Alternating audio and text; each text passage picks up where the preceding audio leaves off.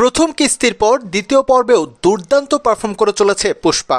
Box অফিসের সব record চুরমার করে তৈরি করেছে নতুন ইতিহাস।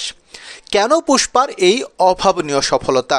শুধুই কি সুপারস্টার আল্লু অর্জুনের সয়াগ, নাকি এর সঙ্গে আছে অন্য কোনো কারণ?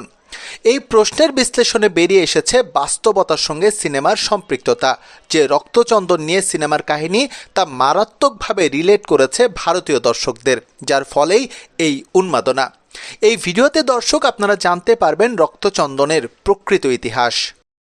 রক্তচন্দন মহামূল্যবান, দক্ষিণ ভারতে যা পরিচিত লাল সোনা হিসেবে। অতিরিক্ত চাহিদার কারণে ব্যাপক চোরাকারবারি হয় এই কাঠ। কেন এত দাম রক্তচন্দনের? আর চীনেই বা এই রক্তচন্দন কাঠের চাহিদা কেন এত বেশি? পুষ্পা সিনেমায় যে জঙ্গলের কথা বলা হয়েছে, রক্তচন্দন কেবল পাহাড়ের ওই ঘন জঙ্গলেই পাওয়া যায়। সাউথ ইন্ডিয়ার সব জায়গায় রক্তচন্দনের দেখা মেলে না।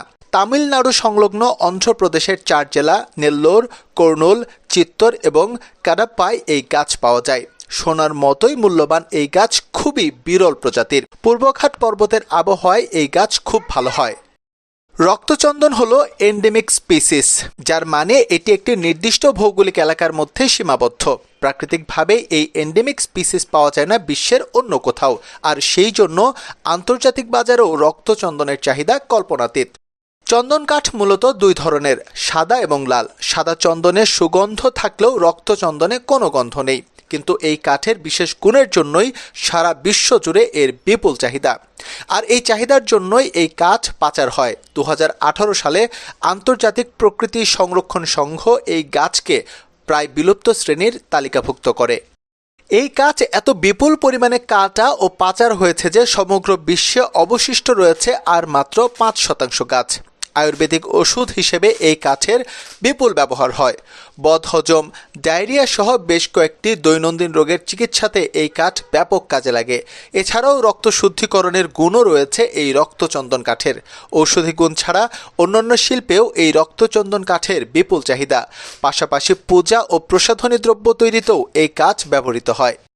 রক্তচন্দন থেকে যে নির্যাস পাওয়া যায় তাও বিভিন্ন কাজে ব্যবহার করা হয়। রক্তচন্দনে বেশ কিছু আর্থ মেটাল পাওয়া যায়। রক্তচন্দনের কাঠ সহজে পোড়ানোও যায় না।